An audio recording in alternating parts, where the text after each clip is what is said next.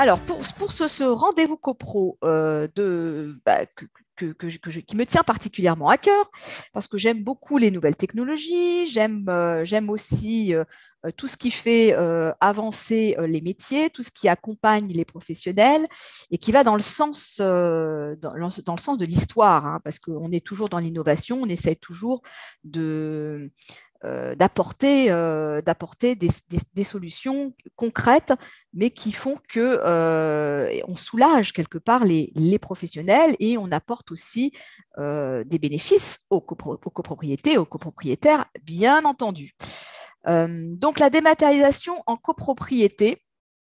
Alors pour m'accompagner, vous allez voir Gladys, qui est ma collaboratrice, qui s'occupe, coucou Gladys, qui s'occupe, Bonsoir. elle a le micro qui est bien ouvert, qui s'occupe de la communication avec moi et surtout du marketing et de la relation client et partenaire.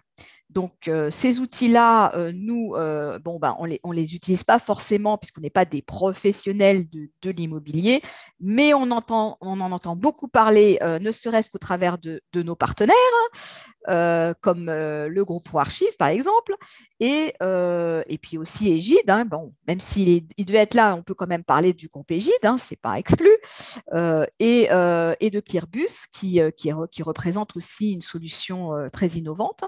Donc, on en entend beaucoup parler par nos partenaires et on en entend aussi beaucoup parler par nos clients, lecteurs, syndics de copropriété et parfois des copropriétaires qui aimeraient bien avoir des syndics qui mettent en place ces solutions. Hein, voilà, parce que tous ne le font pas encore. Et on va voir peut-être aussi la difficulté que rencontrent peut-être les professionnels dans l'usage de ces nouveaux outils. Alors, Gladys, si tu veux bien avancer les slides. Alors, donc, je me présente parce que des fois, j'oublie de me présenter et je sais que, si vous êtes venu là ce soir, c'est parce que vous avez été invité par le site monimmeuble.com. Donc, la plupart connaissent le média en ligne monimmeuble.com qui diffuse beaucoup d'informations sur l'immobilier, la copropriété et qui s'adresse aussi bien aux copropriétaires qu'aux acteurs de l'immobilier. Donc, j'ai fondé ce média il y a quelques années maintenant et je suis toujours intéressée par tout ce qui se passe, les évolutions de ce marché. Et voilà. Et c'est pour ça que je fais intervenir tout le temps des entreprises qui sont au cœur de l'action et qui m'apportent beaucoup, qui enrichissent beaucoup mes articles par leur expertise. Donc Gladys qui est chargée de marketing, comme je voulais l'exprimer.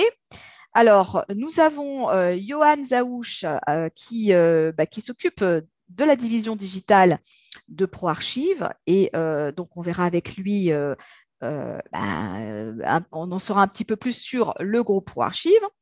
Thomas, Thomas qu'on excuse bien entendu et qui devait nous parler des solutions d'égide informatique, mais j'en parlerai quand même parce que je connais un petit peu ces solutions malgré tout. Et on a Alexandra Bédouin qui s'occupe en tant qu'assistante commerciale d'expliquer, de proposer les solutions de Clearbus et on verra aussi avec elle quelle est cette société.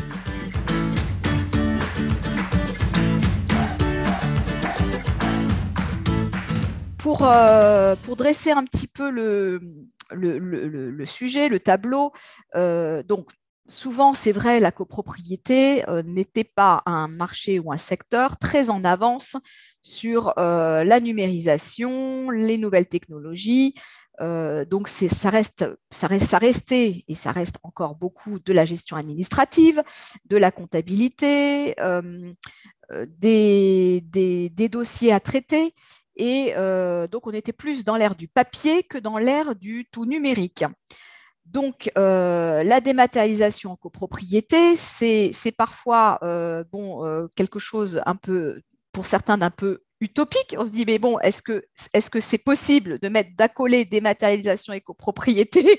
Voilà, est-ce que c'est pas quelque chose qui est-ce qu'on n'est pas un peu trop ambitieux? Eh ben moi, je crois que non, parce que bon, pour ceux qui n'ont peut-être pas suivi l'évolution, on est passé à l'ère non seulement de la dématérialisation, du numérique, mais aussi de l'intelligence artificielle, de la business intelligence, de l'échange de data, etc. Et on verra que tout ça, c'est rentré maintenant dans les outils qu'utilisent les professionnels de l'immobilier. Donc, effectivement, l'accès aux documents quand on fait de la gestion de copropriété, c'est essentiel, hein, puisque tout passe par, et on sait qu'il y a beaucoup d'échanges d'informations, que ça soit en entrant, émanant des fournisseurs quand c'est pour les professionnels, mais aussi émanant des clients copropriétaires. Toutes les prises de décision, elles se font à partir de l'analyse de ces informations et de ces données. Donc, dans la pratique des professionnels, c'est essentiel. Maintenant, il faut bien sûr faire évoluer les choses. Et donc, ce qui s'est passé aussi, c'est qu'avec le contexte sanitaire, et on verra peut-être comment ça a pu un peu accélérer le mouvement, on s'est rendu compte que finalement, la dématérialisation, le travail à distance, les solutions dans le cloud, tout ce qui permet de travailler en mobilité, ça avait du bon, surtout quand tout est bloqué, quand on est confiné et quand plus rien ne fonctionne. Le numérique, l'Internet continue à fonctionner, lui, et on peut continuer à travailler malgré tout. En tout cas, c'est ce qui s'est passé pour nous, par exemple, qui sommes sur Internet. On a pu continuer à produire des articles et on a gardé nos lecteurs. On ne pouvait plus peut-être organiser de soirées en présentiel, mais on a quand même organisé des rendez-vous copro comme celui de ce soir, et ça nous a permis de garder le contact avec nos clients. Donc tout ça, c'est très, très important, notamment en matière de communication, mais pas seulement, pour la productivité et pour les économies qu'on peut réaliser. Parce qu'on verra que ça permet aussi de réduire les coûts, hein, notamment les coûts de fonctionnement pour les cabinets de syndic.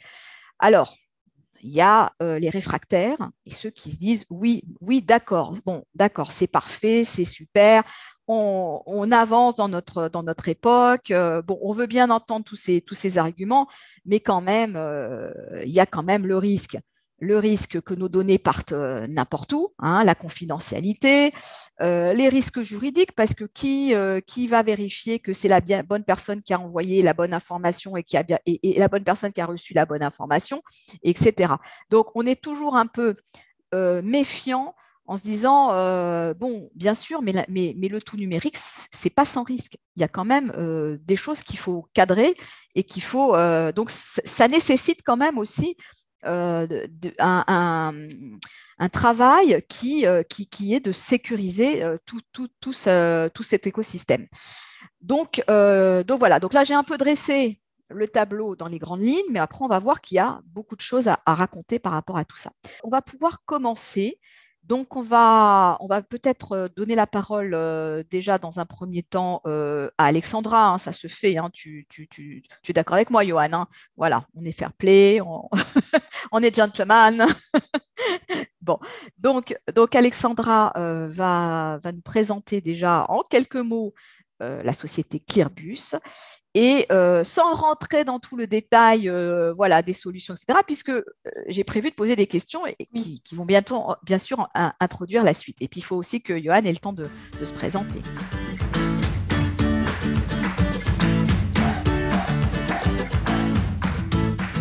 Bonsoir à tous, déjà. Je fais partie de la société Clearbus. Donc, Clearbus, c'est un opérateur postal numérique. Donc, nous faisons du courrier dématérialisé, tout type de courrier, donc à valeur légale, donc pour tout type de format et tout type, sans limite de poids. Voilà. Donc, voilà. Alors moi, j'avais noté que Clearbus existe depuis 2008. Oui, ça a été fondé en 2008, oui, tout à fait. Donc ça fait quelques temps, oui, qu'on fait ça. Donc ça fait quelques temps, et c'est vrai que la dématérialisation du courrier, c'est pas nouveau, en quelque sorte. Ça fait déjà un petit moment, puisque Johan aussi nous dira que la numérisation du papier des archives, ça fait un petit moment aussi. Mais c'est vrai que il y a eu un changement qui s'est produit du fait de la législation et de la loi qui a encouragé Oui, oui. la dématérialisation des courriers. Donc, peut-être qu'on peut en dire un mot tout de suite aussi, Alexandra. Ben, Qu'est-ce qui a fait que ça, en tout cas pour vous, il y a eu un avant et un après?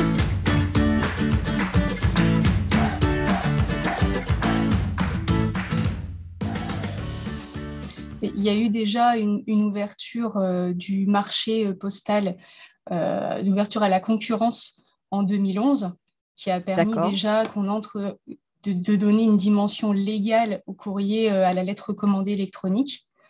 Puis, il y a eu plusieurs décrets qui ont découlé et qui ont donné, donc notamment l'article L100 du Code des postes a joué un grand rôle là-dedans, car il a donné à la lettre recommandée électronique la même valeur légale qu'une lettre recommandée papier. Donc, ça nous a permis aussi de développer de nous développer sur tout type de marché et notamment en copropriété.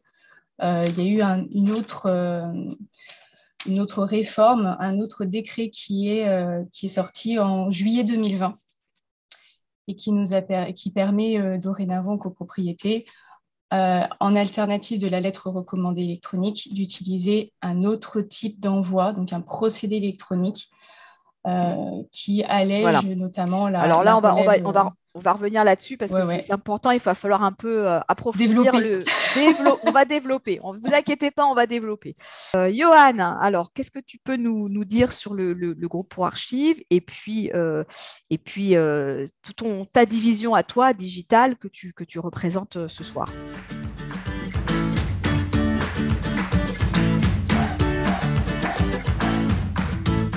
Bonjour à tous, merci à mon immeuble pour l'invitation au webinaire.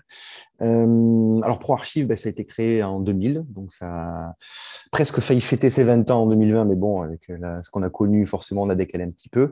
Mais voilà, plus 20 années en fait passées auprès des syndics de copropriété, administrateurs de biens. Initialement, la société en fait a proposé, enfin, propose toujours d'ailleurs des solutions d'archivage physique forfaitisé, c'est-à-dire qu'on récupère les archives qui doivent être forcément gardées par le syndic et conservées. Donc, il y a une loi à l'époque, en 98, si je ne dis pas de bêtises, qui a permis l'externalisation pour les syndics, Oui. justement, de cette fonction-là. Donc, l'aventure a commencé comme ça.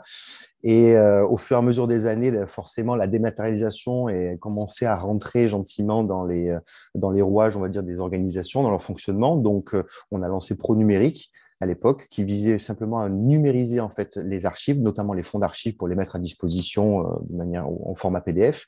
Et en 2018, on a créé la division digitale pour deux grandes raisons majeures. La première, c'est en anticipation du déclin de l'archivage papier qui, tôt ou tard, selon les prophètes, mais en tout cas, il y a une certitude qui va forcément arriver à un moment donné, de par la dématérialisation et la digitalisation même des échanges. Et deuxième point, c'est parce que aussi les clients étaient vraiment en demande de ça. Parce qu'effectivement, c'est ce que tu as soulevé, Isabelle, au début de la conversation, c'est est-ce que la copropriété peut être dématérialisée vu que c'est l'objet du webinaire? Oui, mais à l'unique condition qu'ils disposent des bons outils et que les prestataires, justement, puissent donner des bons outils permettant justement une bonne dématérialisation de la copropriété. Alors justement, donc déjà, ce que je voudrais voir avec vous deux, c'est peut-être qu'on explique déjà pour pour les copropriétaires là, parce que j'ai Sylviane qui me dit attention de ne pas oublier les copropriétaires qui ne sont pas agiles en numérique et qui sont pas toujours équipés non plus. Donc ça c'est important d'expliquer les choses de repartir un petit peu sur les bases. Moi, ce que j'aimerais, c'est peut-être expliquer déjà pour ceux parce qu'il y a du vocabulaire ce soir, attention, on va utiliser un peu de mots, pour certains, ça va être un peu nouveau, donc on y va doucement, on commence en douceur. Ça va monter en puissance, mais là, pour l'instant, ça va, on est bien, on se sent bien. Alors, là, qu'est-ce que la dématérialisation? Parce que pour certains, ça veut dire quelque chose. Alors, pour certains, on parle de dématérialisation. Pour d'autres, on parle de numérisation. Pour d'autres, on parle de digitalisation. On parle de transition numérique. Ouh là là là là. Alors, bon, Donc, est-ce que tout ça, ça veut dire la même chose et c'est pour ça que moi, je n'ai pas utilisé par hasard, hein, je le dis bien ce soir, le mot dématérialisation. Parce que ce mot-là, pour moi, a un sens particulier et qui recoupe bien vos activités. Donc, alors, peut-être que pour vous deux, ça n'a pas le même sens. Donc, c'est ça qui m'intéresse aussi, peut-être de vous mettre comme ça en parallèle. Alors, qu'est-ce que la dématérialisation et peut-être la différence entre la dématérialisation et la numérisation ou d'autres mots que j'ai cités à l'instant?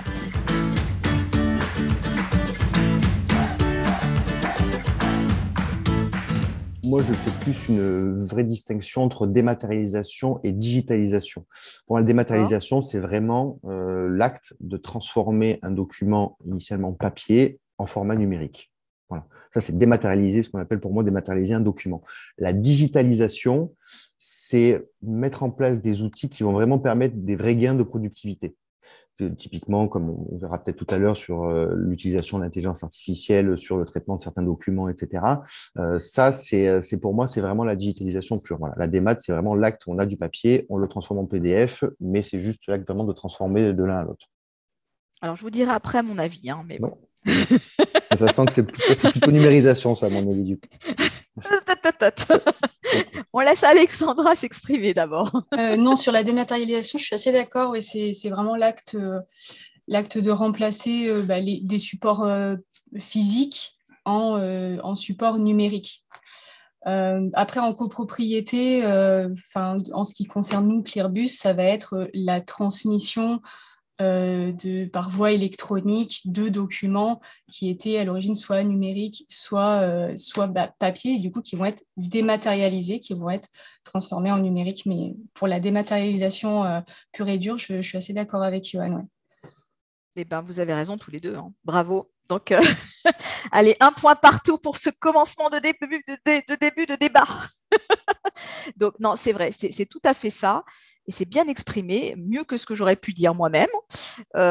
Effectivement, au départ, la dématérialisation, c'était vraiment, dans l'utopie de passer du tout papier au tout numérique. Enfin bon, on scannait les documents pour les rendre à un format numérique qui permettait de les échanger informatiquement. Donc c'est vrai qu'on se débarrassait quelque part du papier. Mais ça, bon, on s'est vite rendu compte, notamment en copropriété, qu'on avait quand même besoin des deux et que ça serait un peu compliqué de se débarrasser totalement du papier. Donc, on a essayé de trouver des alternatives, de voir comment on pouvait simplifier les process. Et donc, on est aujourd'hui sur un schéma qui est complémentaire. Hein, un peu de papier, un peu de numérique. Voilà, on est un peu sur les deux. Et c'est vrai donc il y a des documents qui sont beaucoup plus faciles à exploiter quand ils sont au format numérique ou quand ils deviennent au format numérique. Hein. Et c'est là qu'après intervient la valeur ajoutée du numérique. Parce que effectivement, quand on parle d'une facture numérique, il y a plein de choses qu'on peut faire grâce au fait que certaines données, certains champs sont rentrés dans des systèmes et qui peuvent par la suite être analysés, repris, partagés, etc. Ce qu'on ne peut pas faire avec le papier, clairement. Hein. Donc voilà, le papier, il est classé. On le classe. On va le mettre dans un dossier et on va le ressortir au besoin. Et il faut avoir beaucoup de place.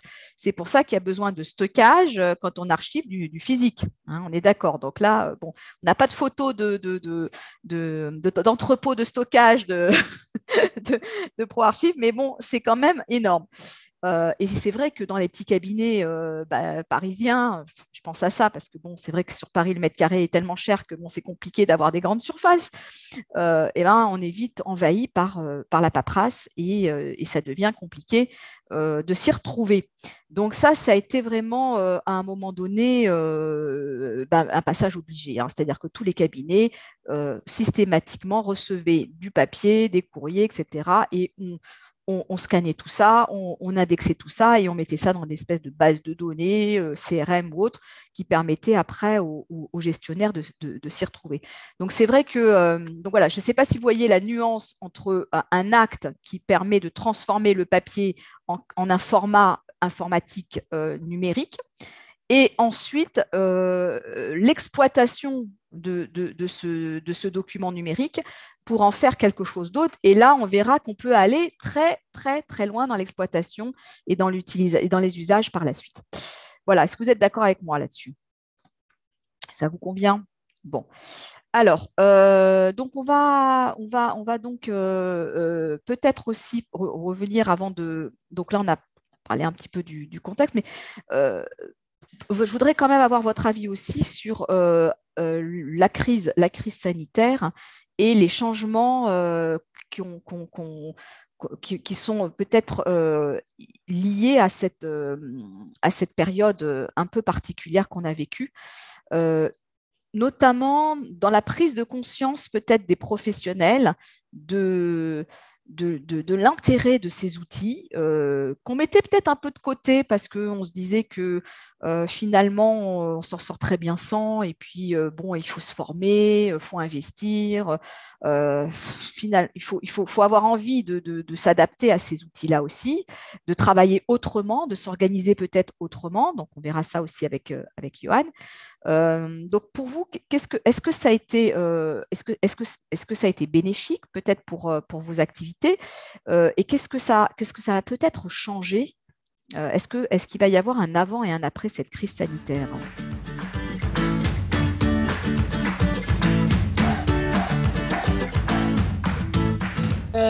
Non, bah après, c'est sûr que nous, on était déjà en tout numérique. Donc c'est vrai que ce qu'on a pu voir, c'est vraiment ça a poussé un petit peu les entreprises à généraliser l'utilisation du numérique et l'utilisation des technologies numériques. Notamment là, en l'occurrence, dans le cadre des copropriétés, il y en a de plus en plus qui utilisent les envois dématérialisés. Outre le fait de gagner du temps, c'est sûr que là, ils n'ont pas eu bien le choix avec la crise de se pencher un petit peu sur la question. Après, j'imagine que ça a eu une incidence aussi sur les assemblées générales à distance. Ça, malheureusement, on ne peut pas trop en parler parce que nous, on n'a pas d'informations là-dessus, mais il me semble que ça a pas mal joué aussi là-dessus. Hein. Oui, c'est vrai, et c'était Thomas qui devait nous en parler, donc ça c'est bien dommage qu'il ne soit pas là pour nous en parler. Mais bon, on se rattrapera. Je promis, Thomas, si tu nous entends de loin, on se rattrapera. Bah oui, faut quand même. Johan, alors, qu'est-ce que tu peux nous dire par rapport à tout ça? Très rigolo parce que je suis d'accord avec ce que dit Alexandra. Dans le Ah bah sens... oui, non, mais si vous êtes tout le temps d'accord, bon, il faut que tu sois un peu… On va être beaucoup d'accord ce soir, Johan. Bon, alors, il va falloir que je ne sois pas d'accord du coup, parce que sinon, c'est pas drôle. Non, mais parce que dans le sens où effectivement, on sentait déjà que certains cabinets se mettaient un peu en ordre de marche par rapport aux outils digitaux, etc., mis en place, sauf qu'effectivement, ça impacte quand même, en tout cas pour notre partie, puisqu'on gère vraiment tout ce qui est le courrier entrant, etc., ça impacte quand même les organisations, mine de rien. Donc, effectivement, certains étaient un peu frileux, quoi que ce soit, mais la crise du Covid a complètement obligé et mis au pas, en fait, les syndics, même les plus récalcitrants, à avancer sur ce genre de technologie. Alors, peut-être à tâtons, mais au moins pour les âgés dématérialisés dans un premier temps, parce que certains ne pouvaient plus accéder à leur bureau pour récupérer leur courrier. Donc, c'est là où nous, on a lancé la conciergerie digitale visant à externaliser même le courrier, voilà, vu qu'on externalisait les archives. Donc, oui, ils ont dû… pour moi, il y a un avant et un après la crise Covid, ne serait-ce que par la généralisation du télétravail qui, en elle-même, déjà impacte les organisations et la manière de fonctionner. Ouais. Ok. Alors, bon, Johan, je te garde encore un petit peu. Allez. Allez, on va peut-être rentrer un petit peu maintenant plus dans le vif du sujet et tu vas nous expliquer, bon, puisque ça c'est quand même un métier historique de ProArchive, déjà à la base, pourquoi les copropriétés avaient tout intérêt à faire appel à l'archivage numérique et donc qu'est-ce que ça a déjà apporté dans un premier temps aux copropriétés et puis aussi aux cabinets de syndic.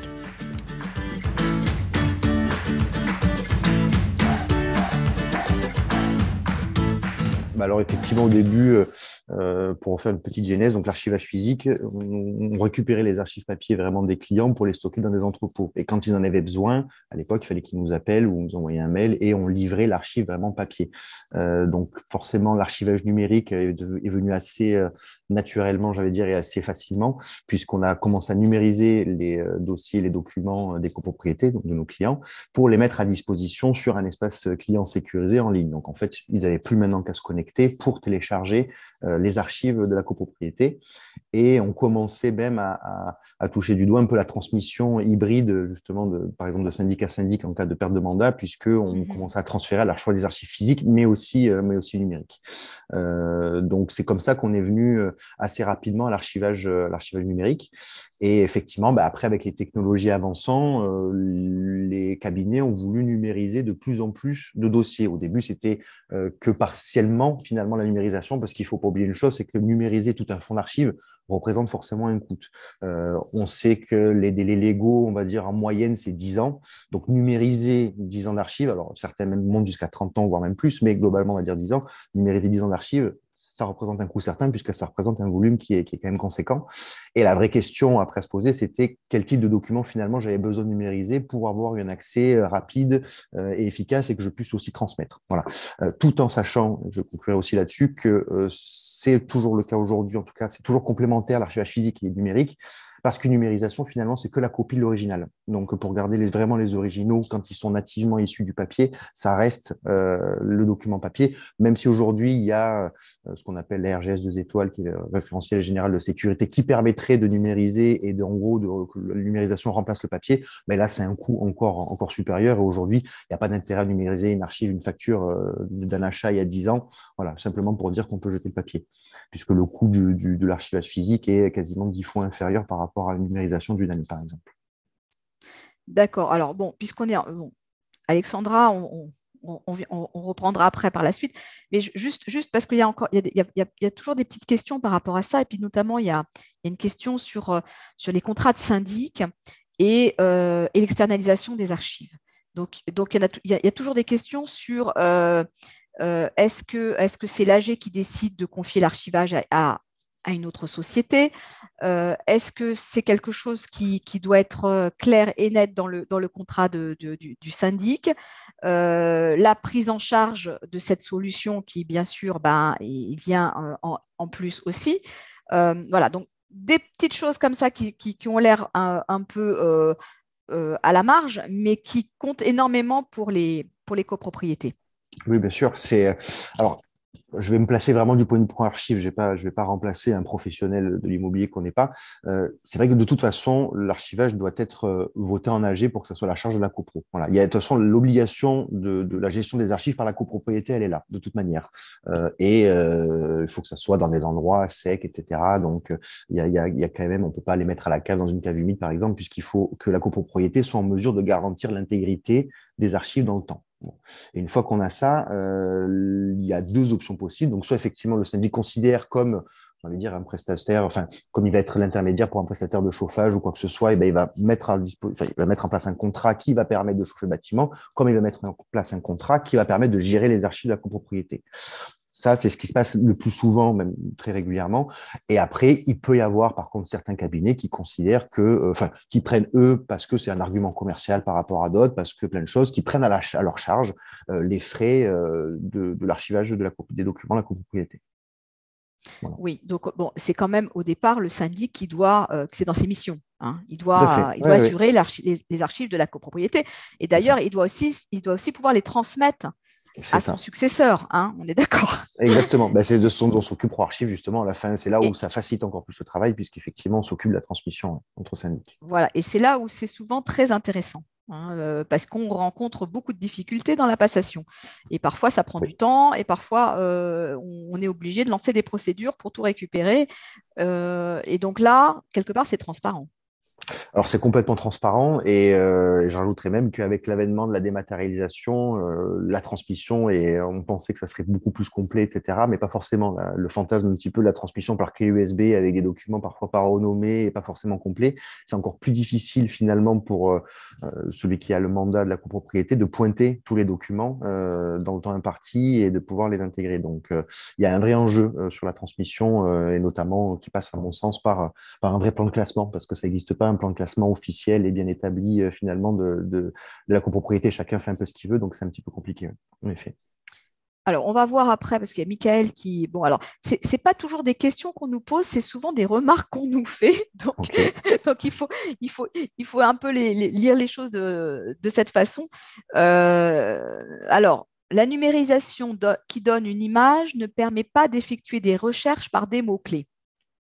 Alors là, ça se pose parce que oui, on peut tout à fait faire des recherches par des mots-clés, on peut tout à fait indexer et sinon, je ne vois pas l'intérêt, enfin, franchement, de numériser si on n'a pas la puissance x10 de l'outil informatique.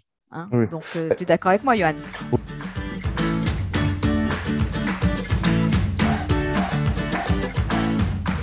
Oui, ben, je pense que ce que dit la personne, c'est qu'effectivement, après, il y a différents formats de numérisation. Donc, si c'est une image, si c'est du JPEG ou du PNG, effectivement, c'est juste une image scannée. Donc, c'est comme une photo. Donc, il n'y a pas de recherche à faire. Par contre, si c'est un PDF et qui a été ossérisé ou qui est natif, là, il suffit il y a possibilité de rechercher des mots-clés. Donc, effectivement, on a oublié de préciser. Tu vois que c'est important, hein, n'est-ce pas, Alexandra? Des fois, on oublie de préciser. C'est qu'effectivement, quand on numérise, pour la plupart des gens, ben, ça se transforme en image. D'accord. C'est Oui, une non. image. Voilà. Hein, voilà. Et alors que nous, ben, ce n'est pas de ça dont on parle. On parle du PDF. Voilà. En Nous, tout cas, voilà, on parle clairement du PDF. Alors, pour ceux qui ne savent pas ce que c'est, ben, on ne va pas faire un cours ce soir, mais bon, vous viendrez me voir, je vous expliquerai, hein, parce qu'on me dit toujours que je parle de trop, alors je vais essayer de réduire mon temps de parole. C'est pas moi qui vais vous faire le cours ce soir. Bon, alors Alexandra, il faut quand même qu'on en revienne un peu aussi au sujet de ce soir. Alors, donc on a vu que c'était important de pouvoir échanger des documents sous le format numérique, mais là, alors non seulement on peut parler de PDF en général, mais là on est encore sur un autre format d'envoi de documents numériques, qui est la lettre recommandée numérique. La lettre recommandée électronique. Attention. Ouh là là là là. Attention. Attention, Isabelle. C'est encore un autre gros mot. Bon, alors qu'est-ce que c'est exactement, pour ceux qui ne savent pas ce soir, qui n'en ont jamais entendu parler, la lettre recommandée électronique?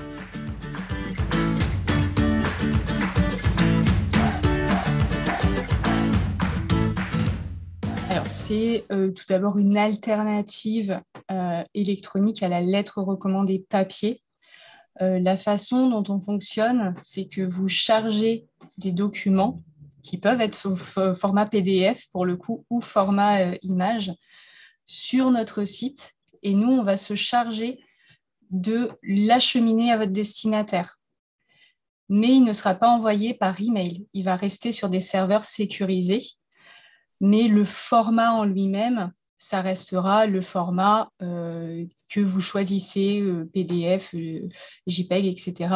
Vous allez constituer une enveloppe numérique dans laquelle vous allez mettre des documents, tous les documents que vous souhaitez, sous tout type de format, et vous les déposez chez nous. Nous, on les conserve, on les achemine au destinataire, et une fois qu'il s'est identifié, là, on va lui délivrer, et il va les récupérer directement sur le site.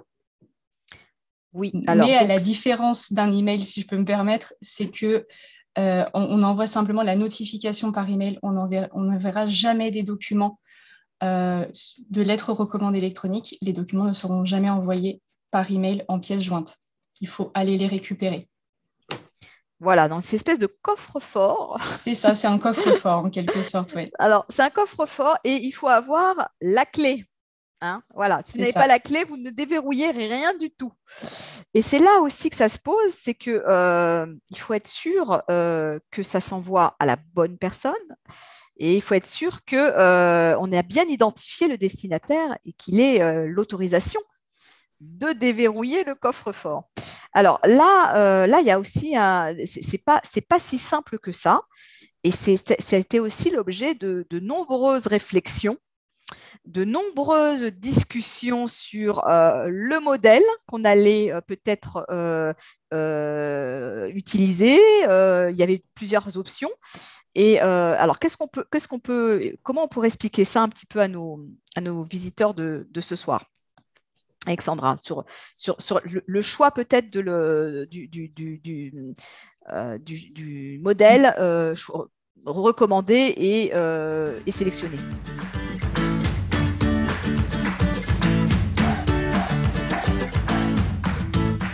Alors, pour sélectionner votre prestataire, en quelque sorte, il va falloir déjà vous assurer que c'est un prestataire qui est qualifié, donc qualifié par l'ANSSI, qui est l'Agence nationale de la sécurité des systèmes informatiques, et qui est une branche gouvernementale qui délivre des certifications pour, en l'occurrence, pour nous, les lettres recommandées électroniques. Donc déjà, vous assurez que le prestataire que vous allez choisir est bien qualifié et a bien des certifications en matière de sécurité numérique et de délivrance des lettres recommandées électroniques. Oui, donc il faut tout à fait. Alors, non seulement il faut avoir la compétence, hein, il faut avoir le développement pour faire ce genre d'outils, mais il faut aussi être reconnu par des instances gouvernementales et autres qui vous délivrent un certificat qui vous donne, en tout cas aux utilisateurs, la garantie que cet outil répond en tout point aux normes établies par des référentiels et qui sont actés dans des lois. Hein. C'est très, très, très, très sérieux. Hein. Ça ne rigole. Hein. Non, c'est important d'y faire attention parce que si jamais il y a litige derrière, votre recommandé n'a aucune valeur devant un tribunal. Donc évidemment, il faut vraiment au préalable s'assurer que le prestataire que vous allez choisir est bien qualifié. Donc ça, après, vous avez des référentiels sur Internet, sur le site de l'ANSSI notamment, avec les différents prestataires pour ce type. Alors, nous, on avait fait un petit article d'ailleurs sur vous dernièrement, et on avait retrouvé sur le site de l'ANSSI ce référentiel dans lequel vous apparaissez bien dans un tableau où on voit que vous avez un numéro d'agrément, etc.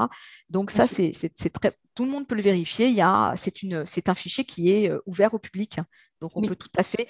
Donc, si vous avez une société qui vient vous solliciter et qui propose ses services, vous avez bien sûr les moyens de vérifier si elle est dans ce fichier et si elle est autorisée, bien sûr, à délivrer ce type de prestations. Donc ça, on reviendra aussi sur d'autres aspects de la lettre électronique, de la lettre recommandée électronique, parce qu'il y a beaucoup de choses à dire là-dessus. Alors, oulala, donc je ne sais pas si tu as vu, entre-temps, Johan, tu as quelqu'un qui a fait un peu de littérature et qui t'interpelle. Donc voilà, je ne sais pas si tu as lu ou pas. Je suis en train.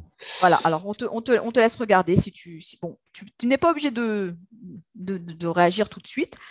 Je peux te poser d'autres questions en attendant. Non, mais il a tout à fait raison. Après, effectivement, c'est un large sujet. Oui, mais il y a des responsabilités sur la transmission. Je pense que c'est ça le sujet dont veut parler M. Boulle. Oui, en tout cas, moi, de ce que je sais, c'est qu'il y a un mois de toute façon pour transmettre. Donc, effectivement, c'est bien encadré, voilà. Mais ça fait la transmission, de toute façon, c'est un vrai sujet, un vrai enjeu. Oui, de toute façon. Puis c'est le cœur pour garantir la pérennité, l'intégrité des archives aussi, une nouvelle fois. Alors là, on n'est pas trop dans le juridique ce soir. On n'a pas d'avocat avec nous pour expliquer les pénalités, les sanctions, les procédures, etc. on est plus dans la solution qui permet de transmettre ces archives. Hein, voilà. Après, évidemment, il faut que le syndic fasse son boulot. Hein, c'est peu de le dire. Alors, on va revenir un petit peu sur nos sujets. Oui, alors, j'aimerais bien, donc on a parlé de documents, de conservation des documents. Moi, j'aimerais qu'on parle aussi un petit peu de traitement de ces documents. Alors, donc on a Mickaël qui nous dit oui, les règlements intérieurs ne sont pas en PDF, etc. Sachez que n'importe quel document papier peut être transformé en PDF.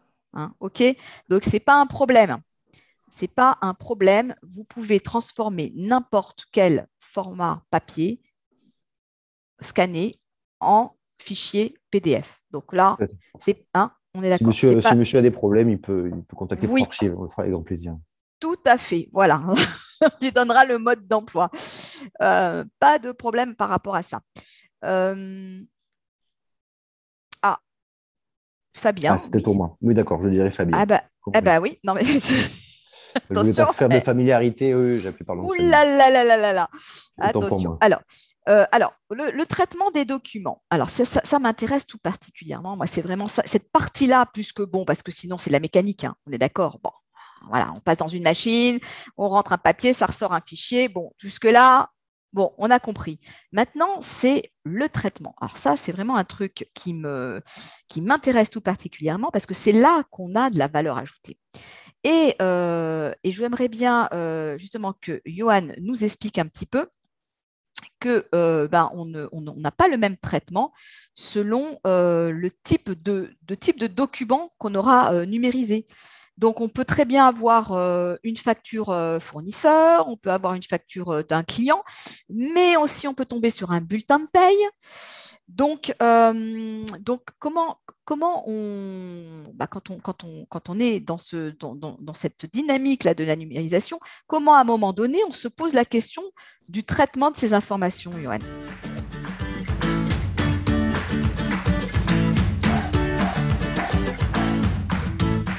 C'est vrai qu'il y a forcément différents traitements qui vont être appliqués en fonction de la typologie du document concerné. Donc, nous, ProArchive, en tout cas en 2018, on avait fait un gros focus sur le traitement de la facture fournisseur, puisque c'est une tâche qui est d'ailleurs toujours répétitive, chronophage, assez fastidieuse.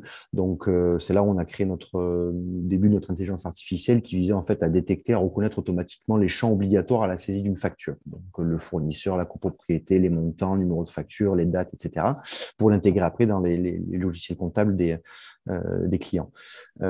Après, quand il s'agit d'autres types de documents, ça peut être une correspondance simple, ça peut être plein de choses. Nous, l'enjeu vraiment aujourd'hui, c'est d'arriver à détecter en fait la copropriété, par exemple pour les syndics professionnels, parce qu'une fois qu'on a réussi à détecter la copropriété, on peut affecter le document automatiquement à la bonne personne dans l'organisation. C'est-à-dire que souvent, il y a des pools de 3 personnes qui sont gestionnaires, comptables, assistants, qui gèrent X copropriétés. Donc, quand on la reconnaît, on l'affecte automatiquement. Donc, ça leur fait un gain de temps. Après, il y a certaines actions, comme une correspondance par exemple, où on ne peut pas remplacer le gestionnaire, on lui dit juste, voilà, c'est une copropriété, c'est telle copropriété, c'est une correspondance, et après, c'est au gestionnaire de faire le boulot. Nous, là où est-ce qu'on agit beaucoup, c'est vraiment sur l'organisation, effectivement, de l'entrée du document dans le cabinet. Voilà, c'est-à-dire que nous, ce qu'on veut, c'est qu'il passe le moins de temps possible à ouvrir, regarder, scanner éventuellement et dire cette copropriété-là, donc c'est telle personne qui la gère, etc. C'est vraiment de faire gagner un temps précieux là-dessus sur ces tâches back-office. Donc, c'est d'une part identifier le type de document, oui. De l'adresser aux bonnes personnes, celles qui vont devoir traiter le sujet, exploiter ces documents. Mais bon, ça va aussi un petit peu plus loin. Hein. Donc, on verra après parce qu'il y a aussi la récupération de ces données pour les introduire dans des logiciels métiers, dans des logiciels compta, sans avoir à manipuler des documents. Ça se fait automatiquement. Ça se fait par l'intelligence du système. C'est ça. Bah, c'est vraiment ça, c'est vraiment le dédié par exemple, à la facture fournisseur. C'est-à-dire que c'est un exemple, c'est un bon exemple puisque ça vient vraiment d'une organisation extérieure qui va être le fournisseur qui va envoyer sa facture, alors qu'elle soit par papier, par mail ou quoi que ce soit. Le comptable, de toute façon, doit la saisir. Après, il peut y avoir des échanges en fonction de si c'est une facture contractuelle ou si c'est une facture liée à un ordre de service qui, justement, va nécessiter le bon à payer, par exemple, du gestionnaire. Donc là, il y a des échanges, il y a un petit workflow, comme on appelle ça en anglais, donc à mettre en place. Et une fois que la facture, elle est bien validée, on a vérifié les informations, il n'y a plus qu'à appuyer sur le bouton et ça peut se transmettre automatiquement effectivement dans le logiciel comptable. Donc on a d'ailleurs un très beau partenariat avec Vilogi, qui je sais qui est partenaire aussi à mon immeuble. Et cette intégration, elle est top parce que nous, avec notre outil, en fait, on récupère automatiquement la facture. Alors soit parce que le client nous a externalisé le courrier, soit parce qu'on a écouté en fait une boîte mail qui serait par exemple facture fournisseur le nom du syndic.fr et nous on aspire automatiquement les pièces jointes de cette boîte mail-là. Donc, ce qui fait qu'en fait, il n'a même pas à gérer ces factures-là. On les aspire, on les met dans notre intelligence artificielle, elle détecte les éléments, elle met à disposition du comptable. Donc là, ça devient un assistant vraiment de saisie comptable. Le comptable, quand même, vérifie que les informations sont détectées, sont bien les bonnes. Il appuie juste sur un bouton valider et ça va s'incrémenter dans la belle ligne comptable avec l'image de la facture, etc. Donc, c'est un gain de temps qui est, oui, qui est effectivement précieux. Et ça, pour moi, pour revenir au premier débat du début, c'est de la digitalisation, vraiment, parce qu'on fait vraiment des gains de Exactement. productivité là-dessus.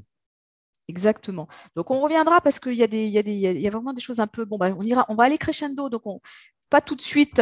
Bon, il faut quand Pas de même, souci. voilà, faut se laisser reposer un petit peu là parce que déjà, on a dit beaucoup de choses. Donc, c'est pas si simple que ça à comprendre. On catégorise les documents. Oui, c'est tout à fait ça. Alors, oui, voilà. Bon. C'est pas on catégorise, c'est on catégorise, hein, je pense. Voilà. Donc, c'est pas évident non plus de frapper, de taper sur son clavier. Hein. Ça, c'est pas ce qu'il y a de plus simple. Alors, pour Alexandra, donc, on va revenir un petit peu sur la lettre recommandée électronique, puisque c'est notre sujet. On en a déjà un petit peu parlé. Mais je voudrais quand même qu'on revienne sur la valeur légale, puisqu'on a expliqué qu'il bon, il fallait être dans un système encadré et numérisé. Mais par rapport comment dire, au process et au formalisme qui s'impose aussi au syndic, qu'est-ce qu'on peut dire de peut-être des choses qui ne sont pas si évidentes non plus pour les professionnels eux-mêmes à mettre en place, hein, parce qu'on leur a imposé une façon de procéder.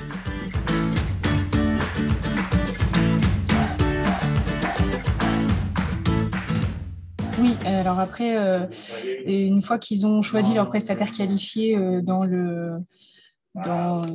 pour leurs envois de lettres recommandées électroniques, et comme Fabien en parlait, il faut l'accord du copropriétaire. Donc c'est vrai que le syndic a quand même plusieurs obligations pour la mise en place de ce système d'envoi par recommandé électronique. Il faut qu'il recueille les consentements des copropriétaires en amont. Donc, au moins légalement, dans le cadre légal, au moins 15 jours avant le premier envoi de lettres recommandées. Donc, ça fait quand même un certain délai avant l'Assemblée générale.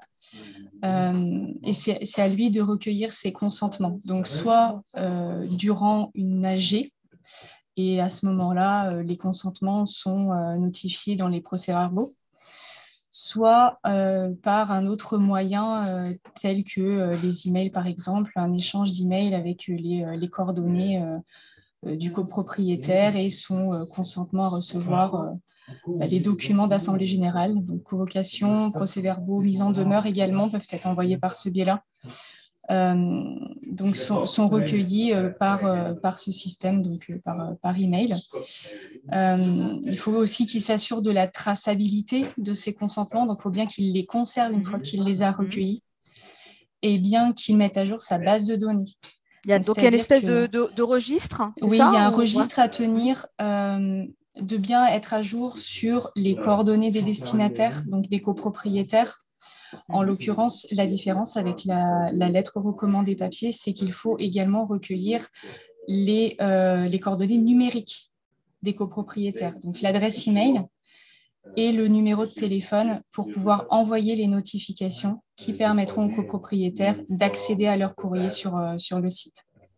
Donc, en fait, c'est un système de sécurité avec le téléphone aussi, c'est ça? Oui, c'est ça. Alors, en fait, ils reçoivent une notification par email pour leur dire qu'ils ont un courrier disponible. Il y a toute une procédure à suivre qui est relativement simple. Et une fois qu'ils se sont identifiés, qu'ils ont bien montré qui ils étaient, ils accèdent à leur courrier.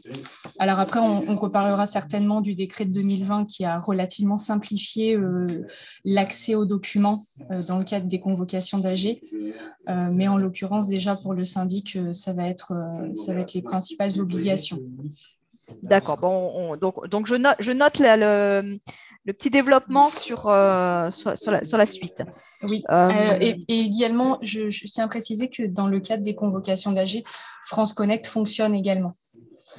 Donc, alors moi, j'ai reçu ça là, dernièrement, ouais. Et j'avoue que je ne me suis pas connectée. C'est vrai qu'on reçoit beaucoup de sollicitations de plateformes maintenant des ministères et gouvernements. Donc, tout est regroupé au sein de plateformes qui sont censées nous ouvrir la voie vers vers le monde merveilleux de l'administration. Et parfois, je suis un peu l'actualité, donc je sais que ça existe, mais parfois j'ai peur un petit peu. Je suis un peu comme les copropriétaires, un peu sur la défensive là, et qui se disent mais est-ce que je vais pas mettre un doigt dans un truc qui va me mettre des virus partout?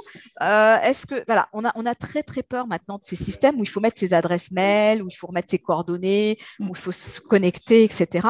Donc c'est vrai que bon, alors il faut vérifier quand même quand vous recevez ce type, parce que ça arrive par courrier, par messagerie, hein, par email. Donc, vérifiez que c'est pas, parce qu'il y en a qui utilisent ce type de message un peu officiel pour faire du phishing. Hein. Donc, le phishing, je rappelle que c'est une société qui a pour but de pomper toutes vos informations en installant un petit virus que vous ne voyez pas, et quand vous allez cliquer sur un lien ou télécharger une pièce jointe, hop, ça va s'installer sur votre ordinateur, et ensuite, en tâche de fond, sans que vous ne voyez rien du tout, ça récupère toutes sortes d'informations qui sont dans votre système d'exploitation. Donc c'est quelque chose qu'on essaye d'éviter. Voilà. Donc c'est bien, mais il faut quand même être très très prudent quand vous recevez ce type d'informations. Alors pour en revenir un petit peu à Johan. Alors j'aimerais bien qu'on arrive un petit peu sur les nouveautés aussi de ProArchive. Et moi, quelque chose qui m'a beaucoup inspiré, j'avoue, la conciergerie digitale. Alors ça, c'est quelque chose que, bon, déjà, j'aime bien l'expression en elle-même, je trouve que c'est intéressant. Et surtout, quand on a déjà eu l'occasion de discuter ensemble, Johan, où tu m'as expliqué de quelle manière on pouvait externaliser le courrier entrant. Alors ça, c'est quelque chose qui m'a beaucoup, beaucoup plu, parce qu'on reçoit trop de courriers, encore et encore trop de courriers. Alors, qu'est-ce que c'est que cette histoire ?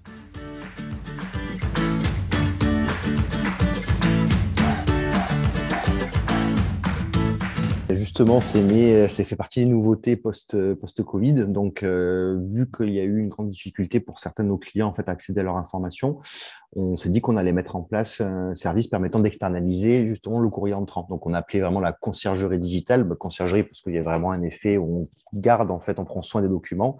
Et digital parce que le but du jeu, c'est de tout leur mettre à disposition de manière numérisée, en y appliquant un petit peu d'intelligence artificielle pour aider en fait à une classification automatisée des documents. Voilà. Donc, le but, c'est pour le syndic, concrètement, c'est de ne plus recevoir de papier chez lui parce qu'on entend beaucoup parler justement de cabinets qui veulent s'inscrire dans une stratégie 100% digitale, etc. Et une stratégie 100% digitale, en fait, passe déjà par ne plus avoir de gestion du papier dans le cabinet. Donc, nous, concrètement, nos équipes reçoivent le courrier tous les matins, elles l'ouvrent, elles le trient, elles le numérisent et elles le mettent soit à disposition par mail, par exemple, si ce que veut le client, ou on a mis, nous, en place une plateforme qui est baptisée CoPro et qui vise justement à classifier ces documents et dont C'est une plateforme donc en ligne qui est très simple d'utilisation, qui n'a pas besoin de formation et qui se voit un petit peu comme une espèce de, on va dire, de Dropbox, mais intelligente parce que dedans, il y a l'intelligence artificielle et dédiée surtout au métier de l'immobilier. Donc, une fois qu'il y a ces documents là-dedans, il s'y connecte tous les matins, qu'il soit au bureau ou en télétravail, et puis chacun en fait a accès à ces documents. Voilà, ça c'est la première partie. Sauf qu'on s'est aperçu aussi qu'il y avait aujourd'hui, il y a finalement une multiplicité des canaux de réception des documents, puisqu'il y a le courrier papier. Donc là, on a évoqué avec l'externalisation, mais il y a aussi beaucoup de mails qui sont reçus, et il y a même aussi des fournisseurs qui obligent, par exemple, à récupérer des pièces comptables comme des factures ou des contrats directement sur leurs espaces clients. Donc ils vous envoient gentiment un mail en vous disant une nouvelle facture est arrivée, vous pouvez vous connecter pour la récupérer. Donc tout ça, en fait, ça multiplie les canaux. Donc, le but du jeu, nous, ça a été de centraliser ça. Donc, après l'externalisation du courrier, on a mis en place cette écoute de boîte mail que j'ai évoqué tout à l'heure, qui consiste à aspirer les pièces jointes de mail pour traiter automatiquement, par exemple, les factures, si des factures ou tout type de documents. Donc, on les injecte aussi dans CoPro. Et pareil, pour les espaces clients, on a mis en place, enfin, on va mettre en place là pour le début du mois prochain, pour une dizaine de gros fournisseurs, la récupération automatique et automatisée des documents là. Voilà, comme ça, le client n'a plus à aller à se connecter à de multiples espaces clients qui multiplient les mots de passe, etc. Et le but du jeu, voilà, on centralise tout, ce qui permet en fait d'avoir tous ces documents tous les jours, peu importe où est-ce que la personne se trouve, il faut simplement une connexion Internet.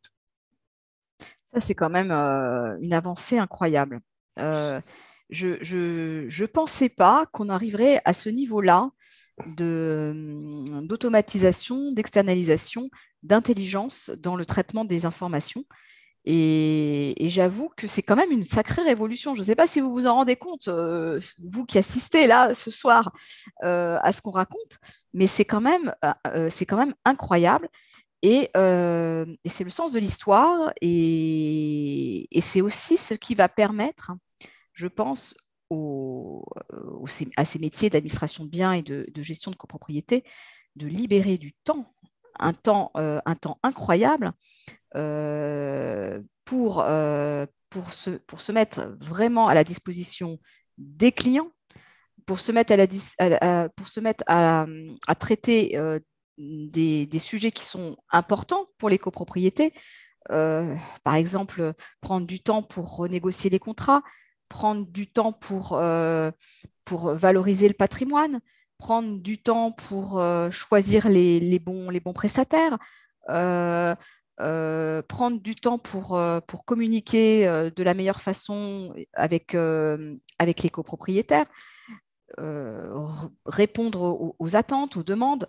Je pense que c'est ce que veulent les copropriétaires aujourd'hui. C'est ce qu'ils veulent, c'est avoir des gestionnaires disponibles, à leur écoute, dans l'interaction, c'est-à-dire on leur demande quelque chose, ils agissent, ils traitent les dossiers et donc là on gagne aussi un temps considérable sur le traitement des dossiers.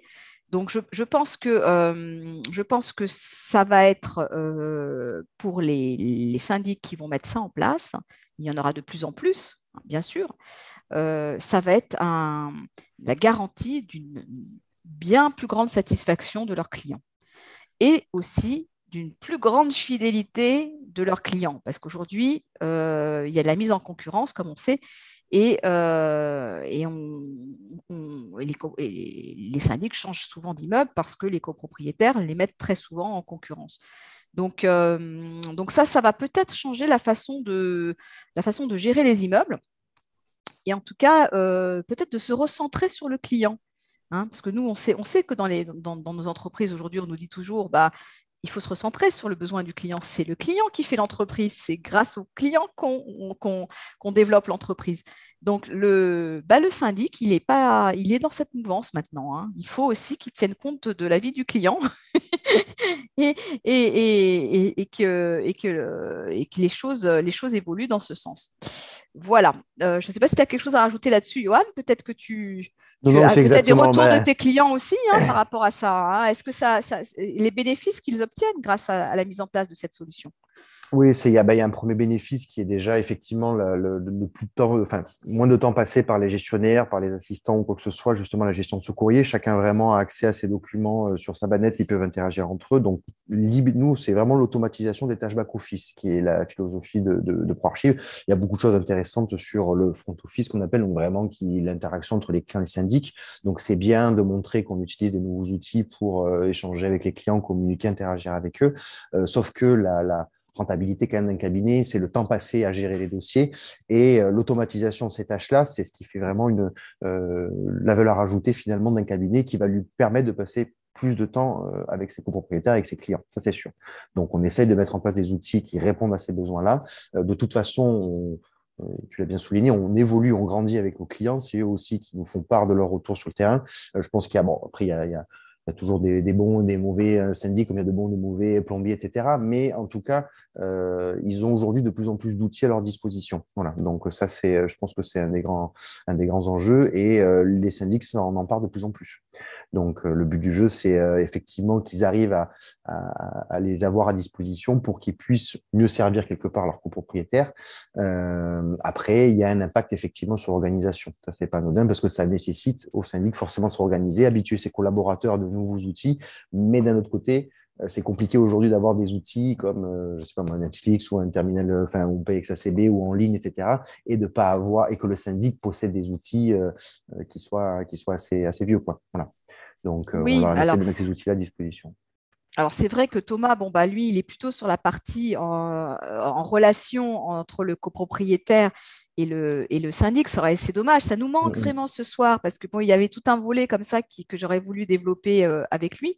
Mais c'est vrai que bon, voilà, typiquement, il y a des services qui n'existaient pas avant et qu'on a implémenté maintenant dans les extranets de copropriété et notamment la possibilité de payer ses charges en ligne.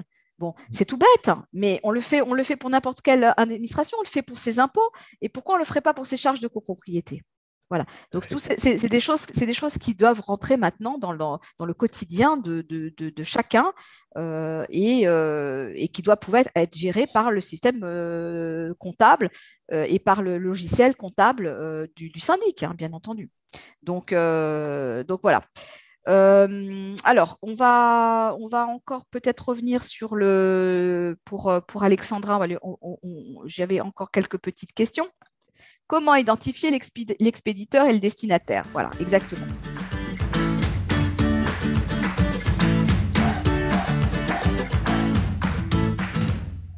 Alors, en ce qui concerne l'expéditeur, contrairement aux lettres recommandées papier qui peuvent être envoyées plus ou moins par n'importe qui finalement, puisque ne leur demande pas leur pièce d'identité quand ils envoient un courrier, nous, on les enregistre. Donc, ils doivent ouvrir un compte et s'identifier et prouver leur identité avant de pouvoir envoyer une lettre recommandée électronique.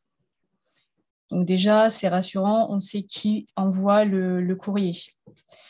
Et en ce qui concerne les destinataires, donc on parlait du décret de 2020 tout à l'heure, c'est là où il va vraiment rentrer en compte et où il va vraiment jouer un rôle. C'est-à-dire que, outre la lettre recommandée électronique qui court pour les syndics type association, etc., pour les syndics professionnels et non professionnels qui ont ce statut-là, ils peuvent opter pour une relève bien simplifiée pour les destinataires qui n'ont plus besoin, contrairement à la lettre recommandée électronique, de fournir une pièce d'identité. Ils peuvent simplement s'identifier avec leur adresse postale ou utiliser le service de France Connect, comme on disait tout à l'heure. Donc, c'est beaucoup plus convivial également, parce que quand ils reçoivent leur notification, qui, dans le cas de la lettre recommandée électronique, doit être anonymisée, pour ce type d'envoi, donc c'est un procédé électronique simplifié, ils voient l'identité de l'émetteur du courrier dans la notification par email. Donc, ils savent qui envoie, ils sont peut-être un peu moins frileux à cliquer sur le lien. Et ce que je disais tout à l'heure. Exactement. Voilà, mais oui, mais je veux dire, c'est du bon sens quand même. C'est du bon sens de savoir qui nous envoie le document. C'est important. Donc, ça simplifie les choses. Et ça simplifie grandement les choses, oui, tout à fait. Et alors, chez vous, il n'y a pas la notion de signature électronique Ou c'est Alors, le France Connect, en fait, c'est non, pas sur les pas sur les documents. Nous, on est certifié pour la signature électronique de l'envoi. Donc, c'est le tampon qui est apposé sur l'enveloppe, si vous voulez. D'accord. Donc, nous, on va signer électroniquement avec un neurodatage qui est, lui, certifié donc, par l'ANSSI pour prouver que c'est bon, on l'a bien récupéré, on va l'acheminer et on garantit l'intégrité des documents, si vous voulez. Voilà. D'accord.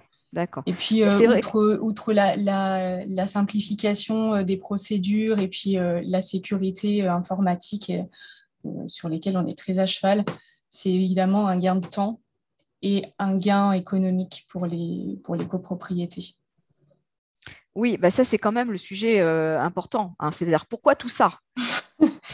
Voilà, c'est-à-dire que si ça n'apportait rien de plus à la copropriété et que c'est quand même pas facile à mettre en place, comme on l'a compris, il faut quand même encadrer ça et il y a toujours c'est aussi et avant tout parce que ça évite de se déplacer, ça évite d'imprimer du papier, ça évite certaines dépenses, ça évite de se déplacer pour aller chercher son recommandé. Exactement, vous pouvez le récupérer d'où vous le souhaitez.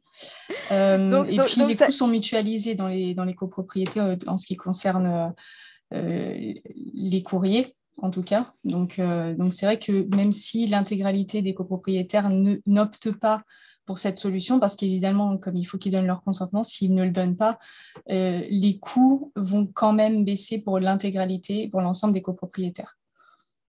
Oui, alors ça baisse. Alors, sauf que bon, après, il y en a qui, j'en connais beaucoup, ils veulent recevoir les documents parce que bon, ils n'ont pas envie de se déplacer et c'est beaucoup plus facile de les avoir sous la main. Mais après, qu'est-ce qu'ils font? Ils vont tout imprimer. Hein, donc, alors après, ça n'économise pas forcément beaucoup de papier, mais, bon, alors après, mais c'est eux qui prennent en charge l'impression. Voilà. C'est pas la copropriété. Exactement. Mais voilà. L'intérêt aussi, c'est qu'une fois qu'ils ont récupéré leur courrier, en général, c'est les procès-verbaux qui sont peut-être un petit peu plus volumineux, ils peuvent quand même imprimer uniquement les parties qui les intéressent. Contrairement à lorsque ça va être le syndic qui va imprimer l'intégralité du dossier. Ça va faire, on se rapproche parfois des 100 pages. Du coup, tout n'intéresse pas tout le monde. Donc, ils pourront à ce moment-là, s'ils préfèrent lire sur du papier, ce qui est parfaitement compréhensible et c'est encore le cas de beaucoup de gens, ils pourront imprimer uniquement les parties intéressantes pour eux et dont ils souhaitent prendre connaissance. Alors, Alexandra, bon, on voit qu'on arrive bientôt sur la fin. Parce que là, non, non, on n'y est pas encore. Il faut déjà répondre aux questions. Après, on verra. On commence à avoir des questions sur oui, mais tout ça, ça a un coût. Oui, mais est-ce que ces prestations, font partie des prestations de base du syndic? Ou alors, ces prestations, elles sont payées par la copropriété? Donc, ça commence. Et quand on commence à parler sous, etc., c'est déjà que vous avez réussi à les convaincre sur les bénéfices de cette solution, parce que sinon, ils n'en parleraient même pas du coup. Ils diraient, bon, bah non, on n'en a pas besoin, c'est pas intéressant. Là, ça les intéresse. Ils se disent, ah bah oui, mais alors, et combien ça coûte et qui c'est qui doit payer? Donc, ça, c'est la question. Quand on arrive sur commence à parler vraiment sur oui, là on est dans le cœur, du sujet.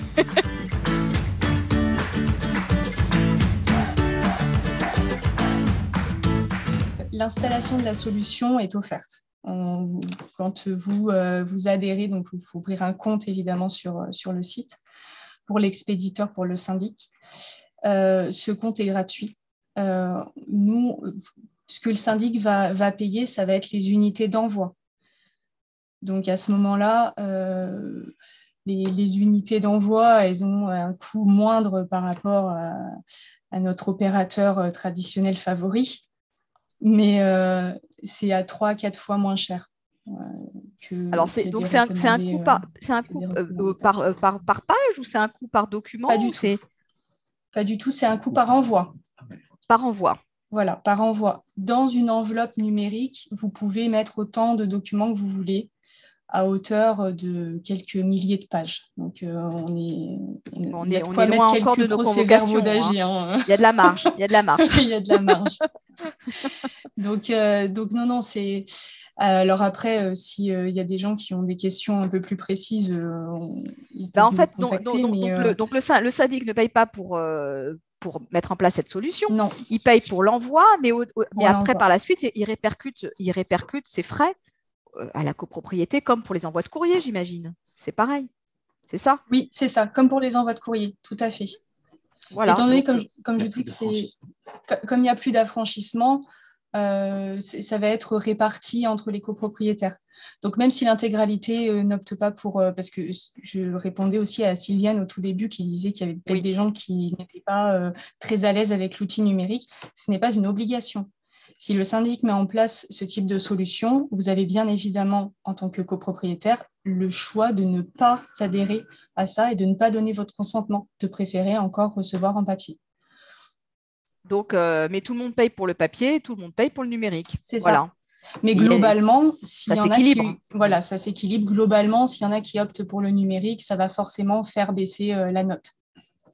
Oui, donc peut-être qu'on incite un petit peu quand même les copropriétaires à aller vers cette solution, parce que de toute façon, là, ça devient compliqué quand même avec les convocations qui font parfois l'épaisseur d'un bouquin. Donc, c'est vrai que ça devient infernal, hein, franchement. Donc, il faut quand même, donc déjà, il faudrait qu'on comprenne pourquoi on doit mettre autant d'informations dans ces convocations. Et ensuite, il faudrait qu'on trouve qu'on applique une solution qui permette d'économiser en papier, en temps, en énergie. Voilà, tout le monde y gagne. Ça, c'est clair. Ça fait gagner du temps. Ils peuvent faire des envois globaux, des envois massifs en quelques clics. Donc, c'est sûr que ça... Donc, on utilise ça aujourd'hui, surtout pour les convocations d'AG, pour les notifications, pour les mises en demeure. Tout à fait. Voilà. Mais en fait, on pourrait utiliser ça pour tout plein de choses. Enfin, bon, c'est... Tout à fait. Oui. Après, là, on parle de convocation, d'assemblée générale en particulier, mais c'est des solutions. Nous, on a une solution qui s'adapte à tout type d'envoi. Hein.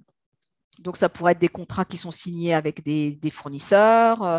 Ça pourrait être, des fois, il faut quand même, on est obligé d'envoyer des recommandés aussi pour se faire payer. Les mises en demeure, on en a parlé, mais bon, il y a plein de sujets. Hein. Mm-hmm. Donc, ça c'est comme ça une valeur légale, ça laisse une trace et ça permet d'avoir aussi d'être sûr que la personne a bien reçu ce courrier de la même façon que la lettre recommandée classique. Oui, tout à fait. Et les lettres recommandées sont un peu... donc on a un tarif spécifique pour les convocations d'AG qui est à moins d'1 € l'envoi. D'accord, vous avez fait un tarif spécial convocation d'AG. Alors, suite au décret de 2020, nous avons le procédé ayant été allégé. La lettre recommandée électronique est une des deux options où on a une option moins onéreuse, plus simple pour le copropriétaire, pour la relève, et qui est tout aussi simple. Bon, alors, il y a Fabien qui va regretter son gardien, qui va regretter son facteur. J'ai l'impression. Alors, vous n'allez rien regretter du tout, parce que ça reste que la relation que vous avez pour l'instant avec votre syndic. Hein. Donc, j'imagine que vous recevez toutes sortes d'autres courriers. Donc, ça continuera. Il n'y a pas de problème. Donc ça, vous allez toujours avoir votre facteur qui va vous déposer votre courrier dans la boîte. Ça ne changera pas. Et si vous aimez bien discuter avec votre gardien, il y a toutes sortes de sujets pour lesquels on peut discuter avec son gardien. Ça, c'est pas un souci. Alors, pour Johan, donc, alors, il y en a qui ont bien entendu l'idée, qui trouvent ça super. La conciergerie, c'est super. Mais alors, ils s'imaginent, et ça, c'est intéressant, Johan, ils s'imaginent que c'est fait que pour les gros immeubles. Voilà. Alors. Pas du tout. Je presque même envie de dire au contraire. Et ben voilà. Donc c'est comme quoi on peut se tromper.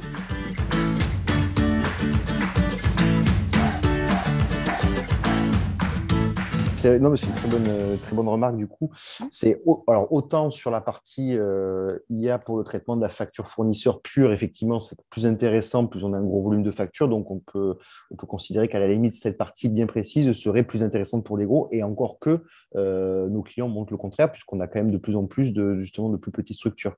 Par contre, sur la conservation digitale et j'ai envie de dire juste sur la numérisation pure, c'est beaucoup plus justement des petites structures qui n'ont pas forcément les moyens, le temps ni l'envie de passer du temps à numériser, à scanner, à ouvrir le courrier, à être présent quand il y a besoin, si c'est par exemple un syndic bénévole, tel jour pour recevoir le recommandé, etc. C'est plus justement des gens qui n'ont plus envie de se déplacer à la poste pour des recommandés ou quoi que ce soit. Nous, on reçoit tout, on scanne, on leur met à disposition tous les jours. Donc, vu que c'est un tarif qui va se faire au volume du document, bah, en fait, c'est vraiment ça colle finalement, enfin c'est dimensionné, voilà ce que le mot que je cherchais, c'est dimensionné par rapport à la taille de l'organisation. Donc si vous recevez peu de volume, vous allez payer pas grand-chose entre guillemets, et si vous recevez beaucoup de volume, forcément vous allez payer beaucoup plus. Donc, en fait, il y a une nuance dans la réponse. Il y a une nuance entre, d'une part, le type d'immeuble, parce que bon, il parle des immeubles. Donc, pour lui, c'est la taille de la copropriété. Voilà. Mais en fait, là, peu importe la taille de la copropriété, ça fait partie du parc de gestion du syndic. Là, on est plutôt du côté du cabinet de syndic.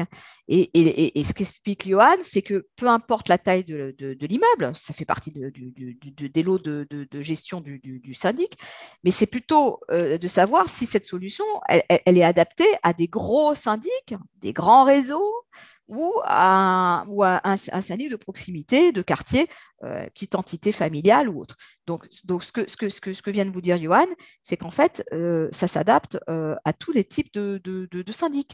Donc, un syndic qui a des grands immeubles, ben, ça marchera aussi pour vous, si vous êtes dans un immeuble important. Mais si ce syndic a dans son parc des petites copros et vous en faites partie, ben, ça marchera aussi pour vous. Donc, c'est plus là, on est plutôt du côté syndic que du côté immeuble. Hein, c'est ça, Johan.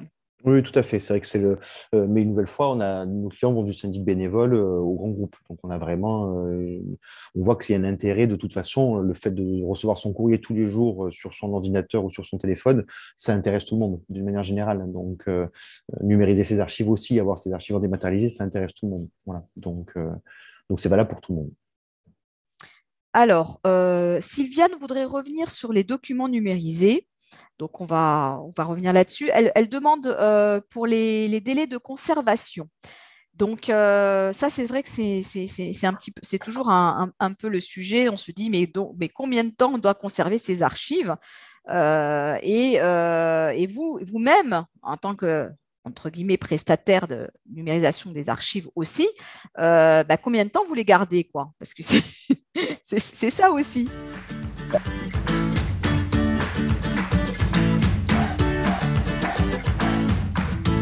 Alors, en fait, de toute façon, une archive, qu'elle soit physique ou numérique, elle a la même durée au niveau légal de conservation. Donc, on est toujours sur une grosse dizaine d'années, sur une dizaine d'années, pardon, pour une grosse majorité des documents. Donc, après, une fois qu'on a numérisé, il y a deux options. C'est soit effectivement, on envoie les documents au client et puis, j'ai envie de dire, il s'en débrouille, il garantit l'intégrité et la conservation de ses archives, de son archive numérisée pour les 10 prochaines années. Ou alors, effectivement, il peut passer par ProArchive pour stocker et héberger ses documents et en avoir accès à disposition 24 heures sur 24, 7 jours sur 7 et pour le temps qu'il a besoin. Ou alors, il y a carrément aussi une proposition, par exemple, de faire un backup des données. C'est-à-dire qu'une fois que les données sont numérisées par le client, on peut nous venir et récupérer toutes ces archives pour les conserver afin qu'il puisse disposer, en cas de piratage, de vol ou quoi que ce soit, d'une restitution de ces archives sous 24 heures. Voilà, j'espère que c'était clair pour Sylviane. Donc, Sylviane, si ça a répondu à la question, voilà, on espère que oui. Elle nous remercie. Donc voilà, ça a l'air d'être le cas. Bon, alors peut-être que là, on va faire le mot de la fin, comme on fait toujours. Je pense que, alors, à moins que j'ai oublié de vous poser certaines questions, mais bon, à ce moment-là, il y a toujours moyen de compléter. Ça se pourrait, mais sinon, si on a fait le tour un petit peu de ce qu'on voulait dire ce soir avec vous deux, je vous demanderai de nous de conclure, en fait, hein, voilà, de conclure le débat et puis de peut-être aussi de donner quelques conseils, alors que ce soit d'un côté aux professionnels ou de l'autre aux copropriétaires, sur vous en tant qu'expert, sur ce que vous pouvez peut-être proposer ou peut-être aussi des conseils qui permettent d'éviter des erreurs ou de faire des sacrées économies. Donc, je vous laisse la parole à tous les deux.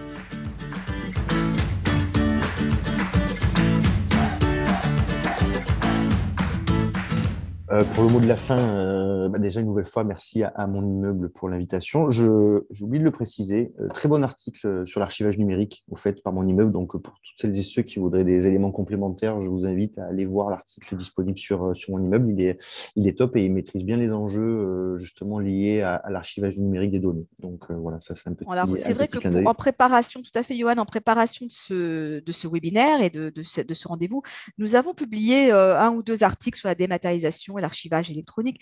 Donc, c'est toujours en ligne et toujours, ça peut compléter un peu parce que bon, c'est vrai qu'on a dit des choses ce soir, en 1 heure et demie, on ne peut pas tout raconter. Donc, ça peut compléter notre propos. Tout à fait. Donc, pour ça, et puis pour conclure sur la dématérialisation, bon, la dématérialisation en copropriété, de toute façon, c'est un enjeu, peu importe la taille de la copropriété, du syndic. Ce qu'il faut faire attention, il faut juste simplement être conscient que passer en dématérialisé, ça nécessite de nouveaux enjeux, il y a des nouvelles problématiques. J'en ai parlé un petit peu brièvement, mais tout ce qui va être la cybersécurité, etc. Il y a quelqu'un, j'ai vu dans les échanges, qui a parlé de RGPD et tout, donc aussi dans le traitement de la donnée, c'est quelque chose d'important.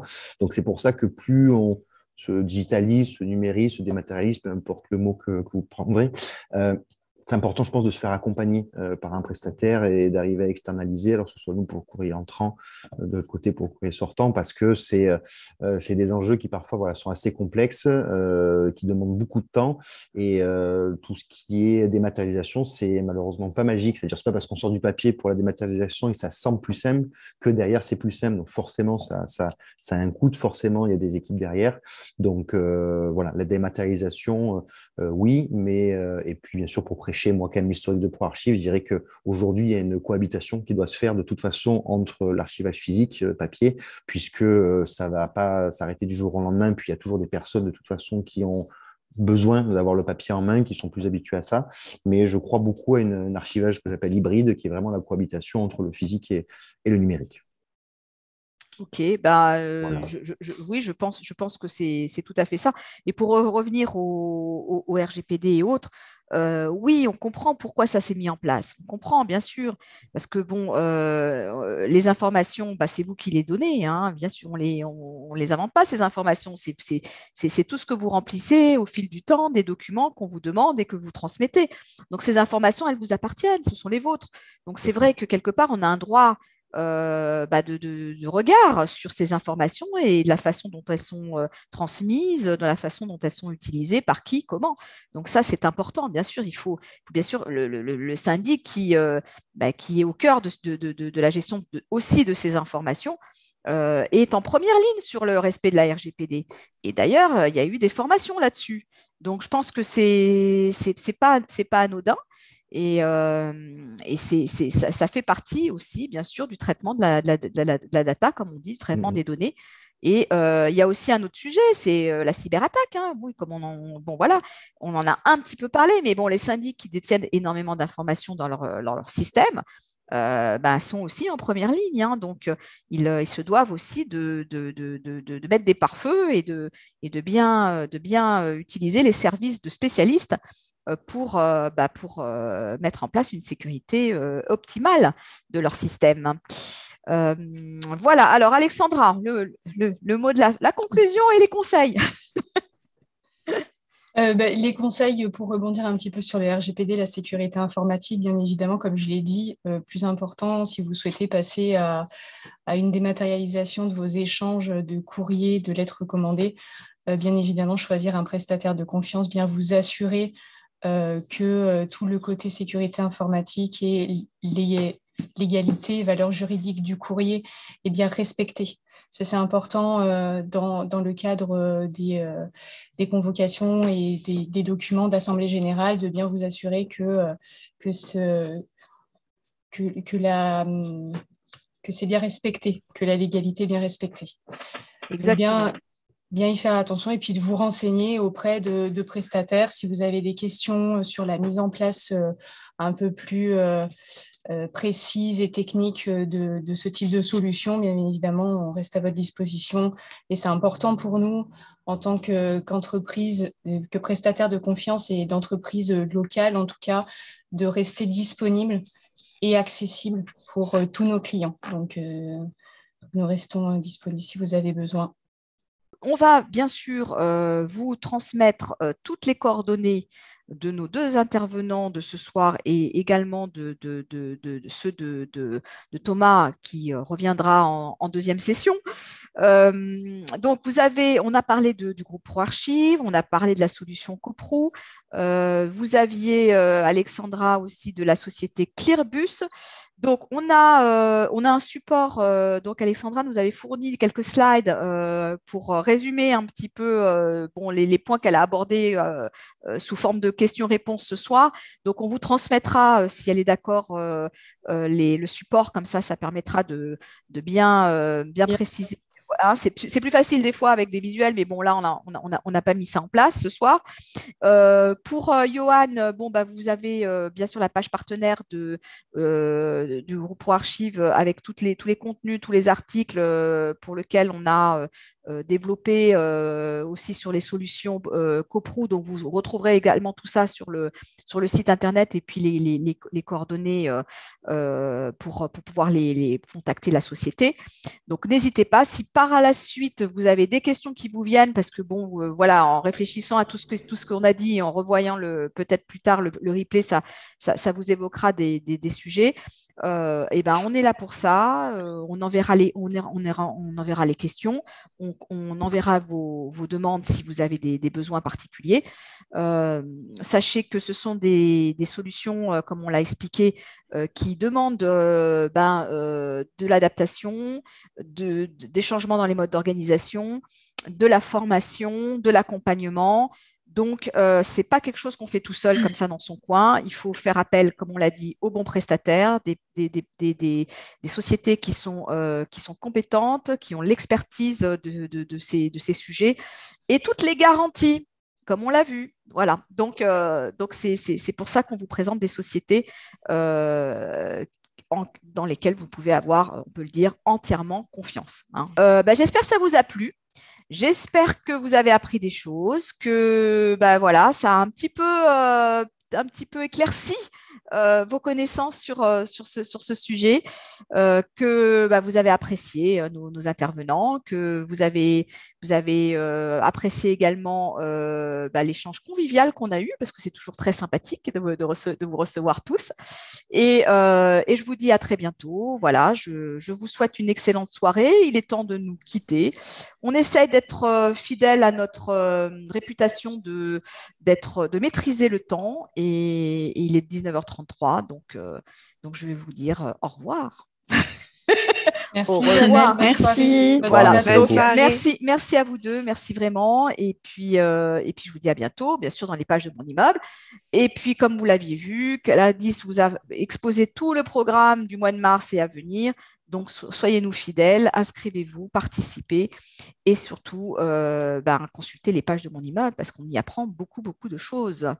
Voilà, donc je suis à votre service, bien sûr. Je suis toujours à votre disposition et pour quoi que ce soit, pour quelque information dont vous avez besoin, je suis là. Alors, je vous dis à bientôt, à très vite. Et encore merci pour être resté avec nous presque jusqu'au bout pour certains. Voilà. Allez, je vous dis au revoir. Bonne soirée. Au revoir tout le monde. Au revoir.